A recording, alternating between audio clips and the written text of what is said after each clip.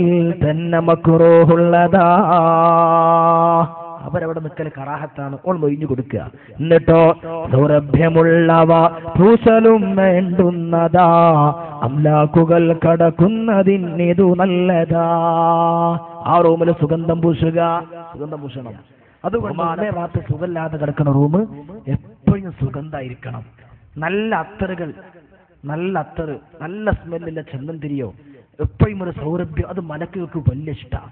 മണവസ്തു വലിയ ഇഷ്ടമാണ്. പിന്നെ ചെലവാക്കൽ നബിക്കെന്തിഷ്ടമാ, അത് ഭക്ഷണത്തിന് ചെലവിനേക്കാൾ അധികമാ. ഒരു മാസം ഭക്ഷണത്തിന് എത്ര ചെലവുണ്ടോ അതിന്റെ ഇരട്ടി നബിതങ്ങൾ സുഗന്ധം വാങ്ങാൻ ചെലവഴിക്കും. സുഗന്ധം എപ്പോഴും ഒരു മുഅ്മിനിന് വേണം. ആരുടെയെങ്കിലും വാസന നന്നായാൽ അവന്റെ ബുദ്ധി നന്നാകുമെന്ന് മുഹമ്മദ് മുസ്തഫ. അതുകൊണ്ട് തന്നെ അങ്ങനെ മരിക്കാൻ കിടക്കുന്ന രോഗിയുള്ള റൂമിൽ എപ്പോഴും സുഗന്ധം പൂശുക. ആശുപത്രിയിൽ ഇപ്പൊ നടക്കുവോ? ചീഞ്ഞ സ്മെല്ലായിരിക്കൂലേ? എപ്പോഴും പഠിച്ചവരുടെ സ്വാര്യങ്ങൾ പഠിച്ച ഞങ്ങളൊന്നും മരിപ്പിക്കല്ലേന്ന്. അള്ളാഹു നമുക്ക് നല്ല മരണം നൽകുമാറാവട്ടെ. പിന്നെയോ അങ്ങനെ മരിക്കാൻ കിടക്കുന്ന ആൾക്ക് വെള്ളം തൊട്ടുകൊടുക്കൽ സുന്നത്താണ്. സുഖമില്ലാതെ കിടക്കുമ്പോ വെള്ളം തൊട്ടുകൊടുക്കുക. വായ ഒരിക്കലും തുറക്കാൻ കഴിയാത്തവരാണെങ്കിലോ ശീലയോ പഞ്ഞിയോ എടുത്ത് വെള്ളത്തിൽ മുക്കയിട്ട് ചുണ്ടിലിങ്ങനെ നനച്ചു കൊടുക്കുക. അല്ലെങ്കിൽ വായിലേക്ക് വെള്ളമെല്ലാം ഉറ്റിച്ചു കൊടുക്കുക. മയ്യത്തിന് ദാഹമുണ്ടെന്ന് കണ്ടാൽ വെള്ളം കൊടുക്കൽ നിർബന്ധമാണ്. പക്ഷേ ICUയിൽ കിടക്കുന്ന വാപ്പാക്ക് കൊടുക്കാൻ സാധിക്കുമോ? ICUയിൽ കിടക്കുന്ന ഉമ്മ കൊടുക്കാൻ കഴിയുമോ? സുബ്ഹാനല്ലാഹ്. നമുക്ക് ചിന്തിക്കണം. ഹോസ്പിറ്റലിൽ കൊണ്ടുപോകേണ്ട അവസ്ഥ വന്നാൽ കൊണ്ടുപോകണം. ആശുപത്രി നിർത്തിയിട്ട് ഒരു കാര്യം ഉണ്ടാവില്ല. അങ്ങനെയാണെങ്കിൽ നമ്മൾ വീട്ടിൽ കൊണ്ടുവരാം. ഈമാന്റെ മക്കാണെങ്കിൽ ചെയ്യേണ്ടതാ. ഇനി ഏതെങ്കിലും ഒരു ഹിന്ദു പെണ്ണുവിനെ ക്രിസ്ത്യാനി പെണ്ണിനെയൊക്കെ നമ്മൾ ചിലപ്പം മാപ്പാന്റെ ഉമ്മാന്റെ ശുശ്രൂഷക്ക് നിർത്തി മരിക്കാൻ നേരത്തെ അവരാണെങ്കിൽ അവരത് ചെയ്യോ? അതുകൊണ്ട് എപ്പോഴും കെയർ ചെയ്യണമെങ്കിൽ വീട്ടിൽ ശരിക്കും ശ്രദ്ധിക്കുക. നമ്മൾ ചിന്തിക്കേണ്ടത് നമുക്ക് വെറുപ്പുണ്ടാവും, എന്റെ വല്യാപ്പയും വല്യം ഇങ്ങനെ ആയല്ലോ, നമുക്കും നാളെ ഇങ്ങനെ വരാനുള്ളതാണെന്ന് ചിന്തിച്ചാൽ മതി. വെള്ളം തൊട്ടുകൊടുക്കൽ സുന്നത്താണ്. ഈ മരിക്കാൻ കിടക്കുന്ന രോഗിയിൽ ദാഹത്തിന്റെ ലക്ഷണങ്ങളും കണ്ടാൽ വെള്ളം കൊടുക്കൽ നിർബന്ധമാണ്. തുണി കൊണ്ട് വെള്ളം തൊട്ടിനെ നനയ്ക്കേണ്ടതാ, ഇരുചുണ്ടുകൾ ഉണങ്ങാതെ സൂക്ഷിക്കേണ്ടതാ. രണ്ട് ചുണ്ടും വെള്ളാക്കിയിട്ട് ഇങ്ങനെ ആക്കി കൊടുക്കുക. തുണി കൊണ്ട് വെള്ളം തൊട്ടിനെ നനയ്ക്കേണ്ടതാ, ഇരുചുണ്ടുകൾ ഉണങ്ങാതെ സൂക്ഷിക്കേണ്ടതാ. തേൻ ഉള്ളിലുള്ളത് മരണസമയം നല്ലതാ എന്നുള്ളതും നബി മുസ്തഫ പറയുന്നതാ. എന്തെങ്കിലും തേനേ ഉമ്മാന്റെ ബാപ്പാന്റെ വായക്ക് കുറച്ചാക്കി കൊടുക്കുക. മരിക്കാൻ സമയത്ത് തേനുള്ളിൽ ഉണ്ടാകുന്നത് ഖൈറാ. ഖുർആൻ തന്നെ പ്രശംസിച്ച് പറഞ്ഞ തേൻ ശിഫയാണ്. ഈമാ സലാമത്താകാനും പറ്റും. അതുകൊണ്ട് തേനുള്ളിലുള്ളത് മരണസമയം നല്ലതാ എന്നുള്ളതും നബി മുസ്തഫ പറയുന്നതാ. തേൻ കുറച്ച് കൊടുക്കുക. പിന്നെ മരിക്കാൻ കിടക്കുന്നവർക്ക് പ്രത്യേകം ശ്രദ്ധിക്കേണ്ടതെന്നൊരു രോഗമാണെങ്കിൽ അള്ളാഹുവിനെ കുറിച്ച് നല്ല നിലക്ക് ചിന്തിക്കുക. എന്നെ പടച്ചോൻ ഇടങ്ങേറാക്കൂല, എന്റെ പടച്ചോൻ ശിക്ഷിക്കൂല, എന്റെ ഖബർ പടച്ചോൻ ജരിക്കൂല, എന്റെ മരണം പടച്ചോൻ ഇടങ്ങേറാക്കൂല എന്ന് റബ്ബിനെ കുറിച്ച് സൽഭാവനയുണ്ടാക്കുക, അള്ളാഹുവിനെ കുറിച്ച് നല്ല ധാരണയുണ്ടാക്കുക.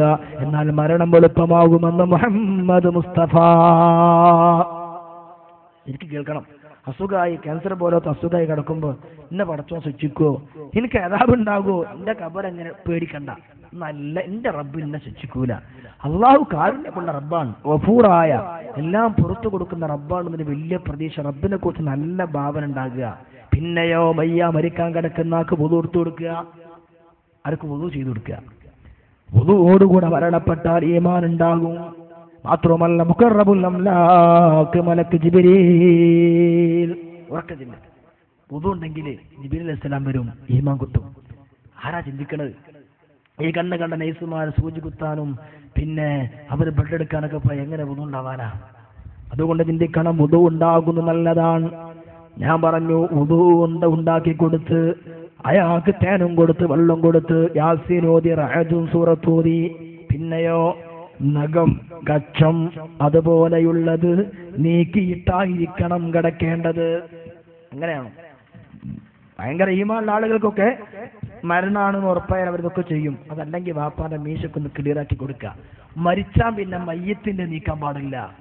മയ്യത്ത് കുളിപ്പിക്കുമ്പോഴൊക്കെ പലപ്പോഴും വീണു പോകുന്ന നഖം, മുടി, അതൊക്കെ പിന്നെ മയ്യത്ത് കുളിയൊക്കെ കഴിഞ്ഞ് പിറ്റേ ദിവസം ആ കട്ടുമ്മലും മയ്യത്ത് കുളിപ്പിച്ച റൂമിലും ഒക്കെ കാണാൻ കുറെ മുടിയും കുറെ നഖവും. മയ്യത്ത് കുളിപ്പിക്കണ സമയത്തോ മറ്റോ മയ്യത്തിൽ നിന്ന് വേർപെട്ടു പോയ നഖം, മുടിയൊക്കെ ആ കഫംപുടയിൽ തന്നെ മറവ് ചെയ്യൽ നിർബന്ധമാണ്.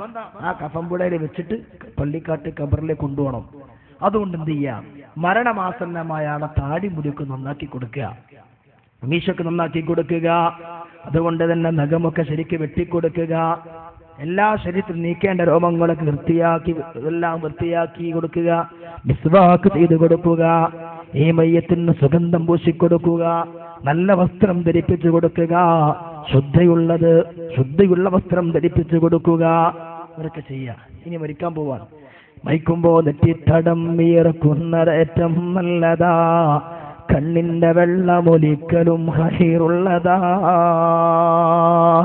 മരിക്കാൻ കിടക്കുമ്പോ ആ മയ്യത്തിന്റെ മരിക്കാൻ കിടക്കുന്നവന്റെ മരണമാസന്നമായവന്റെ നെറ്റിത്തടങ്ങനെ വിയർക്കുന്നത് കണ്ടാൽ നല്ല മരണത്തിന്റെ ലക്ഷണമാണ്. നെറ്റിത്തടം വിയർക്കുന്നത് ഏറ്റവും നല്ലതാ, കണ്ണിന്റെ വെള്ളമൊലിക്കലും ഹൈറുള്ളതാ. നമ്മൾ വിചാരിക്കും കരിയാണ്. അല്ല, സ്വർഗത്തിന്റെ സുഖം, സ്വർഗത്തിന്റെ ഫോട്ടോ കണ്ട് സന്തോഷം കൊണ്ട് കരയാം. ചെങ്ങലംകുളത്ത് ഉസ്താദ് ഒരു വലിയൊരു മഹാനുണ്ട്. അദ്ദേഹം മരിക്കാൻ നേരത്തെ സ്കരണം സംഭവിച്ചു. മരിക്കാൻ സമയത്ത് സ്കരണം സംഭവിച്ചു. ബീജം കണ്ടപ്പോൾ മക്കളൊക്കെ കൂടി പഠിച്ചവനെ വാപ്പാക്ക് എന്ത് പറ്റിപ്പോയി. മരിക്കാൻ നേരത്ത് സ്കരണം സംഭവിച്ചാൽ ഈമാ സലാമത്തായതിന്റെ ലക്ഷണമാണ്, നല്ല മരണത്തിന്റെ ലക്ഷണമാണെന്ന് മുഹമ്മദ് മുസ്തഫ. സ്വർഗത്തിൽ ആനന്ദങ്ങളും സുഖങ്ങളും കണ്ട് സ്കരണം സംഭവിക്കുകയാണ്. നല്ല ലക്ഷണമാണ്. മരിക്കുന്നവനെ നെറ്റിത്തടങ്ങട്ട് വീർത്തു വന്നു, നല്ല ലക്ഷണമാണ്. കണ്ണെന്നിങ്ങനെ വെള്ളമൊലിക്കുന്നുണ്ടത് ഹൈറാൻ. മൂക്കിന്റെ ദ്വാരം വീർത്തു കണ്ടാലും അത് ശുഭലക്ഷണത്തിൽ തന്നെയാണെന്നുള്ളത്. മരിക്കാൻ നേരത്തെ മയ്യത്തിന്റെ മൂക്കിന്റെ ദ്വാരം കെട്ട് വലുതായി. മൂക്കിന്റെ ദ്വാരം വീർത്തു കണ്ടാലും അത് ശുഭലക്ഷണത്തിൽ തന്നെയാണെന്നുന്നത്. കുറച്ച് അങ്ങനെയൊക്കെ മരിക്കാൻ തൗഫീക്ക് ചെയ്യുമാറാവട്ടെ. നേരെ മറിച്ചോ അറുത്തിട്ട ഒട്ടകം പോലവൻ വലിക്കുന്നതും കവിൾവായയിൽ നിന്നും പതയിറങ്ങി വരുന്നതും വർണ്ണം ചുവന്ന ശരീരമായി മാറുന്നതും ദുർലക്ഷണം തന്നെ ഹദീസിൽ വന്നതും. എത്ര ആളുണ്ട്, മക്കളൊക്കെ എത്ര വട്ടം കരിമ ചൊല്ലി കൊടുത്താലും ചെല്ലാൻ കഴിയൂല.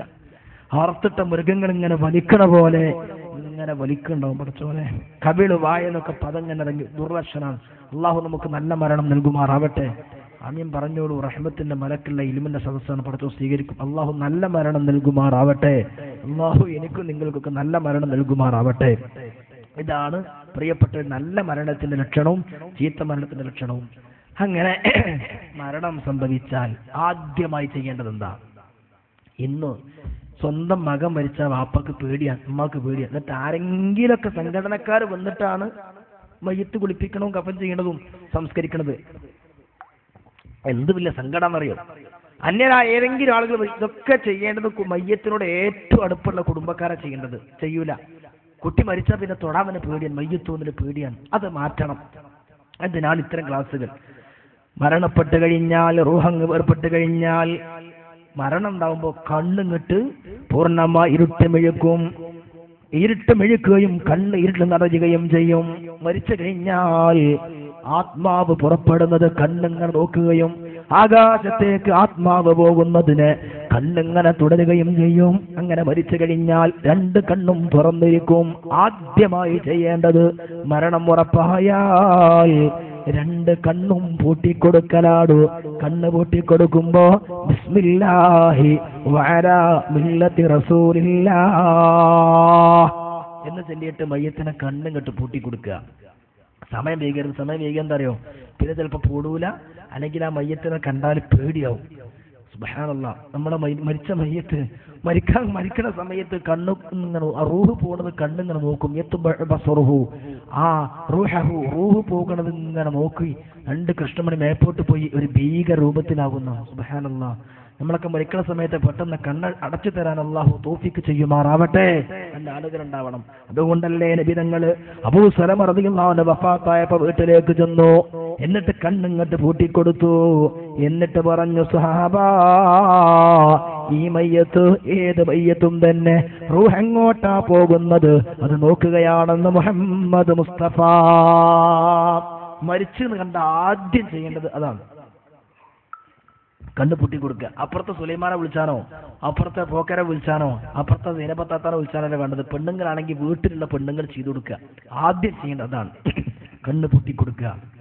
പിന്നെയോ, കാരണം ഉടനെ അല്ലാഹുവിന്റെ റസൂൽ ചെന്നപ്പോ ഉടനെ പിടിച്ചടച്ചിട്ടു ത്വഹ പറഞ്ഞത്, റൂഹെവിടെയാ പോക്കെന്നതാ നോക്കുന്നത്.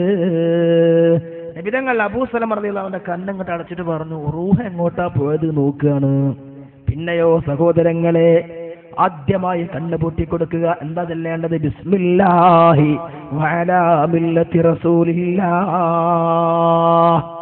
മരിച്ചു എന്നുള്ളത് എങ്ങനെയാണ് ഉറപ്പ് വരുത്തുക?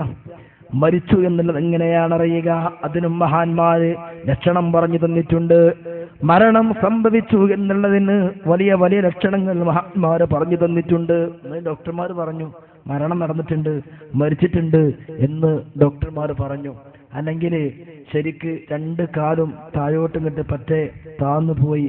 അങ്ങനെയൊക്കെ ആകുമ്പം മരണം നടന്നു. കാൽപാദങ്ങൾ താഴ്ന്നു നിൽക്കുക. സുഖല്ല കിടക്ക് 2 കാൽപാദങ്ങളും ഇങ്ങനെയുള്ള കാൽപാദങ്ങൾ ഇങ്ങനെ അങ്ങോട്ട് താഴ്ന്നു പോയി. മൂക്ക് അറ്റങ്ങോട്ട് ചെരിഞ്ഞു പോയി. അതുപോലെ പുരുഷന്മാരാണെങ്കിൽ 2 മണിയും ഉള്ളിലേക്ക് കയറി തോൽ സഞ്ചി മാത്രം താഴ്ന്നു വന്നു. ഇതൊക്കെ മരണത്തിന്റെ ലക്ഷണങ്ങളാണ്. ഇന്നതൊന്നും വേണ്ട, ഡോക്ടർമാർക്ക് ചെക്ക് ചെയ്യാൻ പറ്റും.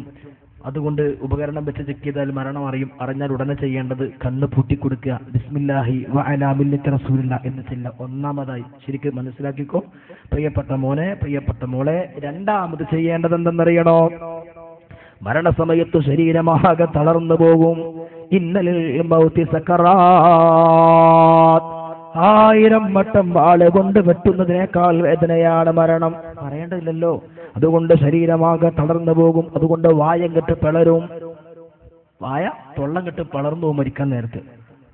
അതുകൊണ്ട് രണ്ടാമതായി ചെയ്യുന്നത് ശീല കൊണ്ട് ഈ താടിയും തലയും തമ്മിൽ കെട്ടുക. ആദ്യമായിട്ട് ചെയ്യേണ്ടത് അതാണ്. ഇങ്ങനെ കെട്ടുണ്ടാക്കുക, കെട്ടുക, എവിടെ നിന്ന് കെട്ടി കെട്ടിക്കൊടുക്കുക.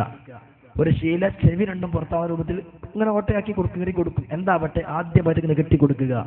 കാരണം മരണസമയത്ത് ശരീരമാകെ തളർന്നു പോകുമ്പോ, ക്ഷീണിച്ചു പോകുമ്പോ, കണ്ണു മുഴുവൻ ഇരുട്ടായി പോകുമ്പോ വായങ്ങട്ട് പളർന്നു പോകും. അതുകൊണ്ട് രണ്ടാമതായി ചെയ്യേണ്ടത് തലങ്ങട്ട് കെട്ടിക്കൊടുക്കുക. താടിന്ന് എന്നിട്ട് തലയിലേക്ക് കെട്ടിക്കൊടുക്കുക. രണ്ടാമതായത് ചെയ്തു വെക്കുക. ശീല കൊണ്ട് താടിയും ഒക്കെ തന്നെ അങ്ങ് താടിയും തലയും കെട്ടുക. പിന്നെ ചെയ്യേണ്ടത്, മൂന്നാമതായി ചെയ്യേണ്ടത് സന്ധികളൊക്കെ പദമാക്കി കൊടുക്കുക. മരിച്ചു എന്ന് കണ്ടാൽ കൈ പിടിച്ചിട്ട് വിരലുകളൊക്കെ ഇങ്ങനെ പതാക്കി കൊടുക്കുക. കയ്യിന്റെ കെണിപ്പുകള്, സന്ധികള്, മുട്ടും കൈ, തോള്, ഇങ്ങനെ മയ്യത്തിന്. കാരണം എന്തെന്നറിയണോ? ഈ ചൂടാറുന്നതിന് മുമ്പ് ഇങ്ങനെ കഴിഞ്ഞാൽ കുളിപ്പിക്കാൻ സുഖമാണ്. ചൂടാറണതിന് മുമ്പ് ഇങ്ങനെയൊക്കെ ചെയ്താൽ കുളിപ്പിക്കാൻ സുഖമായിരിക്കും. മറ്റേ മയ്യത്ത് വടി പോലെ നിൽക്കുന്ന, ആ മയ്യത്ത് വടി പോലെ നിൽക്കും, കുളിപ്പിക്കാൻ കഴിയില്ല. ചിലത് കണ്ടില്ലേ, മയ്യത്ത് കഫം ചെയ്യാൻ എന്ത് പ്രയാസമായിരിക്കും, ഇങ്ങനെ വളഞ്ഞുകൊണ്ട് നിൽക്കും. സുബ്ഹാനല്ലാഹ്. മരിച്ച ഉടനെ തന്നെ വേറെ ആളെ വിളിക്കാതെ വീട്ടിലുള്ള ആണുങ്ങൾ പെണ്ണുങ്ങൾ തൊട്ടാ ഒന്നു മുറിയാത്ത, ഞാൻ മരിച്ച എന്റെ പെങ്ങൾക്ക് പറ്റുമല്ലോ, എന്റെ പെങ്ങൾക്ക് സംഭവിച്ച എനിക്ക് പറ്റും, തൊട്ടാ ഒന്നു മുറിയാത്ത പെണ്ണുങ്ങൾ പറ്റും, ഭാര്യ ഭർത്താവിനെ ഭാര്യക്ക് ഇതൊക്കെ പറ്റുമല്ലോ. അന്യ പുരുഷന്മാരും അന്യ സ്ത്രീകളും ആകരുത് എന്നേ ഉള്ളൂ. എന്നിട്ട് എന്ത് ചെയ്യാം? മൂന്നാമത് ചെയ്യേണ്ടത് സന്ധികളെല്ലാം പദമാക്കി കൊടുക്കുക. കൈവിരലുകൾ, അതുപോലെ കാൽമുട്ടുകളും കൈമുട്ടുകളും ഒക്കെ ചൂടാറും മുമ്പ് പദമാക്കി കൊടുക്കുക. ചൂടാറും മുമ്പ് ചെയ്താൽ ശരിയാകും. മറ്റ് ഭയങ്കര പ്രയാസമാവുകയും വടി പോലെ നിൽക്കുകയും ചെയ്യും. പിന്നെയോ നാലാമതായി ചെയ്യേണ്ടത് മരണസമയത്ത് ആ മനുഷ്യന്റെ ശരീരത്തിലുള്ള വസ്ത്രം മുഴുവനും നീക്കം ചെയ്യുക. മരണസമയത്ത് എന്ത് വസ്ത്രമാണോ ശരിക്കും നീക്കം ചെയ്യുക. ചിലപ്പോൾ നീക്കം ചെയ്യാൻ പറ്റാത്ത വസ്ത്രം ഉണ്ടാവും. ടൈറ്റ് ഫിറ്റ് പാൻറ്, ടൈറ്റായ ജഡ്ഡി, അതൊക്കെ ഊരാൻ ചിലപ്പോൾ പ്രയാസമാണെങ്കിൽ ശരീരത്തിൽ തട്ടാത്ത രൂപത്തിൽ മെല്ലെ കത്രിക കൊണ്ടോ ബ്ലേഡ് കൊണ്ടോ കട്ട് ചെയ്ത് ആ ശരീരത്തിൽ നിന്ന് ആ വസ്ത്രം മുഴുവനും അങ്ങ് മാറ്റുക. മരണസമയത്ത് ശരീരത്തിലുള്ള വസ്ത്രം മുഴുവനും നീക്കുക. എന്നിട്ട് നേരിയ ഒരു വസ്ത്രം കൊണ്ട് ആ മയ്യത്തിനെ അങ്ങ് മൂടുക. നേരിയ വസ്ത്രം കൊണ്ട് മയ്യത്തിനെ അങ്ങോട്ട് മൂടുക. മൂടുന്ന വസ്ത്രത്തിന്റെ ഒരു ഭാഗം തലക്ക് താഴെയും, ഒരു വസ്ത്രം കെട്ട് മൂടുകയാണെങ്കിൽ, മയ്യത്തിനെ മൂടുകയാണെങ്കിൽ ആ വസ്ത്രത്തിന്റെ ഒരു തല ഈ മയ്യത്തിന്റെ തലയുടെ താഴെയും വസ്ത്രത്തിന്റെ മറ്റേ തല മയ്യത്തിന്റെ കാലിന്റെ താഴെയും വെക്കുക. ഈ വരുന്നവർക്കൊക്കെ ഇങ്ങനെ തുറന്ന് കാണിച്ചു കൊടുക്കുക. ഇസ്ലാമിന് പുണ്യമുള്ള കാര്യമേ അല്ല. അതൊക്കെ ഇൻഷാ അല്ലാഹ് ശേഷം വരാൻ പോകുന്നു, ഞാൻ പറയാം. അതുകൊണ്ട് മരണസമയത്ത് ശരീരത്തിലുള്ള ആ മനുഷ്യന്റെ ശരീരത്തിലുള്ള വസ്ത്രം മുഴുവനും നീക്കം ചെയ്യലും നേരിയ വസ്ത്രം കൊണ്ട് മയ്യത്തങ്ങ് മൂടുക. ഇത് സുന്നത്താണ്. മൂടുന്ന വസ്ത്രത്തിന്റെ ഒരു ഭാഗം തലക്കു താഴെയും മറ്റേ ഭാഗം കാലിന്റെ താഴെയും കുടുക്കി വെക്കുക. പിന്നെ ഇവിടെ കട്ടില്ല വെക്കേണ്ടത്. ഒരു കട്ടില്ല മയ്യത്തിന് വെക്കാൻ ഇതുപോലെ പടിഞ്ഞാറ് കിഴക്ക് ഭാഗമായി കടത്തുക. തലഭാഗം അങ്ങ് കിഴക്കോട്ടും കാലുഭാഗം പടിഞ്ഞാട്ടും. എന്നിട്ട് രണ്ട് കാലിന്റെ വള്ള പടിഞ്ഞാട്ട്, തലന്റെ എന്തെങ്കിലും വെച്ചിട്ട് മുഖം അങ്ങോട്ടാക്കി കൊടുക്കുക. അപ്പൊ കിബിലക്ക് നേരെയായല്ലോ. എന്നിട്ട് എന്ത് ചെയ്യണം? പക്ഷേ പലപ്പോഴും പല വീട്ടിലും കാണാറുള്ളത് എന്തെന്നറിയണോ? ഒരു പായയിലായിരിക്കും മയ്യത്തിനെ കടത്തിയിട്ടുള്ളത്. കട്ടിലിൽ പായ ഇല്ലാതെ, വിരിപ്പില്ലാതെ അങ്ങനെ തന്നെ വക്കലാണ് സുന്നത്ത്. മനസ്സിലാക്കണേ? കട്ടില് പലപ്പോഴും ഒരു പായ വിരിച്ചിട്ടാ മയ്യത്തിനെ കടത്തുക, അല്ലെങ്കിൽ വേറൊരു വിരിപ്പ് വിരിച്ചിട്ടാ കടത്തുക. അല്ല, കട്ടിലിൽ ഒരു മറയും ഇല്ലാതെ ഒരു പായുമില്ലാതെ അങ്ങനെ തന്നെ തനിച്ച് കടത്തലാണ് സുന്നത്ത്. അതാണ് ഉത്തമം. ഒന്നുമില്ലാതെ ആ മയ്യത്തിന്റെ കട്ടില് പായില്ല, വിരിപ്പില്ലാതെ അങ്ങനെ തന്നെ കടത്തുക. അങ്ങനെ കടത്തി. ഇപ്പൊ മയ്യത്തിന് എന്ത് ചെയ്തു? ആകെ മൂടിയിട്ടിരിക്കുകയാണ്. ഇനിയോ സഹോദരങ്ങളെ, പിന്നെ ചെയ്യേണ്ടത് എന്താ? മനുഷ്യന്റെ വയറ് വീർത്തു പോകും, മയ്യത്തിന്റെ വയറ് വീർത്തു പോകും. അത് വീർത്തിട്ട് വരാതിരിക്കാൻ വയറിന്റെ മുകളിൽ ചെറിയ ഭാരം വെക്കണം. ഒരു 60 ഗ്രാം കൂടാൻ പാടില്ല. ഏറ്റവും നല്ലത് ഒരു 60 ഗ്രാം ഭാരെങ്കിലും മയ്യത്തിന്റെ വയറ്റത്തിൽ വെക്കുക. സുബ്ഹാനല്ലാഹ്. ഇതൊക്കെ എന്റെ നിങ്ങളൊക്കെ മേൽ